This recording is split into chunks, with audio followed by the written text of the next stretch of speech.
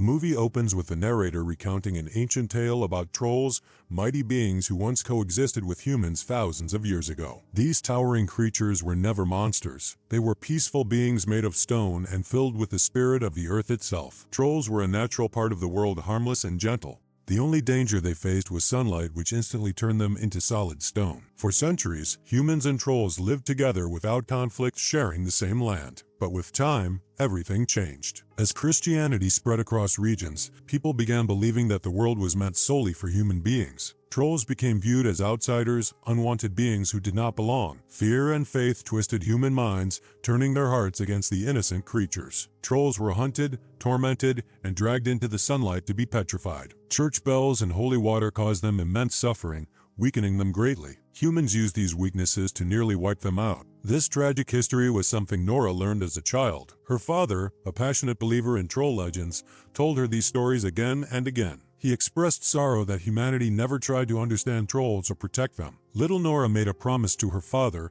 if good trolls still existed somewhere in the world, she would help them no matter what. Years later, we see Nora as an adult. After the death of her father, she isolates herself in the forest, dedicating her life to researching trolls. She once encountered one long ago, and that experience erased all her doubts. Now she studies them with determination, convinced they still exist. One day, a man suddenly enters her home. Nora reacts instinctively and attacks, only to realize it is Chad, the personal secretary of the president. He had helped her before and still works for the government. But Chad, like Nora, believes trolls are misunderstood and wants to protect them. He carries a secret so important that he brings her to a classified underground laboratory. There, Nora meets Professor Larry, a scientist who has spent years studying trolls. What she discovers shocks her. The very troll that appeared during the Nazi era is imprisoned inside the lab. The scientists call him Jerry. Larry explains that Jerry has been in a deep sleep for nearly a century. Nora then learns something even more disturbing. Researchers have been cutting off pieces of Jerry's body for experiments. Outraged and heartbroken, she approaches Jerry while inside an elevator beside his ear and quietly reads a poem, hoping her words will somehow reach him. Her compassion awakens something inside him. After 100 years, Jerry opens his eyes. Confused and furious at being restrained, he breaks free, destroys the entire lab, and sends the elevator along with Nora crashing down. Thankfully, she survives Jerry, then escapes into the outside world, crushing everything in his path. Cars, buildings, and houses mean nothing to him as he marches forward. Meanwhile, at a children's party, Jerry suddenly bursts through the roof and grabs the kids. Unlike the peaceful trolls of ancient times, this one has become violent and unpredictable.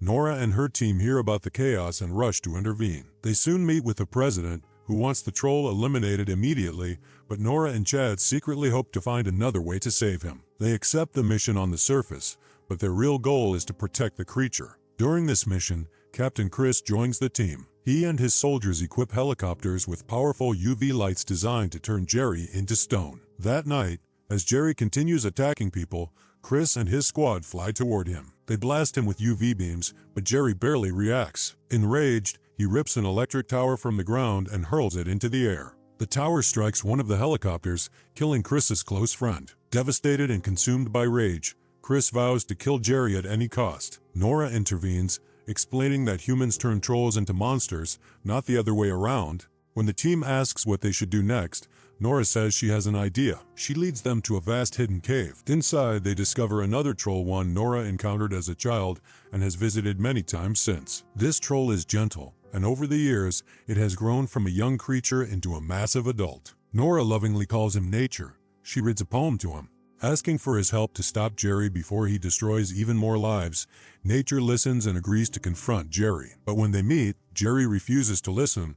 His hatred for humans is too deep. He stomps the ground in fury, causing the ice beneath Nature to break. The gentle troll plunges into the cold water below. Nora is heartbroken, believing she has lost him. Meanwhile, Jerry continues his march toward Trondheim, the home of the legendary Saint Olaf. Nora, Chad, and the team follow him closely. For centuries, people believe Saint Olaf ordered the slaughter of trolls, yet no one ever found his true tomb. Nora and Chad examine a painting and discover 3 symbols hidden within it. When they combine the 2 pieces, the truth is revealed. Saint Olaf never ordered the trolls' destruction. He wanted to relocate them peacefully so both species could share the world without conflict. The church disobeyed him, massacred the trolls, falsely accused Olaf, and killed him to bury the truth. Nora realizes Jerry is heading to Trondheim to avenge the murdered trolls. To stop him, she remembers that trolls are vulnerable to holy water. Beneath the town's church lies a massive lake of holy water.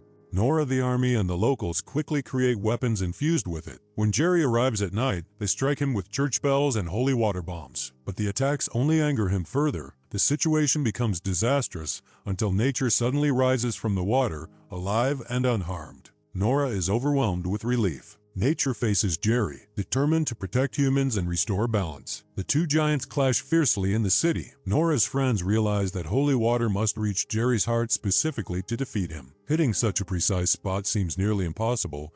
They have only one holy water bomb left. The troll won't open his mouth, making the shot even more difficult. Chad then makes the ultimate decision. He chooses to sacrifice himself to save everyone. He calls his wife, says his final goodbye, and asks her to tell their unborn child that he loves them. Taking the bomb, he jumps from a helicopter toward Jerry. Their first attempt to get the bomb into Jerry's mouth fails, but Chad doesn't give up. He forces the bomb into the troll's mouth, and it explodes. Light flashes through Jerry's chest and his stone-like heart falls out. Nature grabs it and throws it far away. Jerry crumbles and dies. The mission succeeds, but the victory is bittersweet. Chad's sacrifice brings deep sorrow to the team, although humanity is finally safe. Months later, life begins to return to normal. Chad's son is born, and the team visits Nora. As they gather at her home, the ground suddenly trembles. Nora looks outside and sees nature approaching them. Humans have finally accepted that not all trolls are dangerous. Nature now lives freely, no longer hiding, and even helps people when needed. Trolls and humans begin to restore their bond,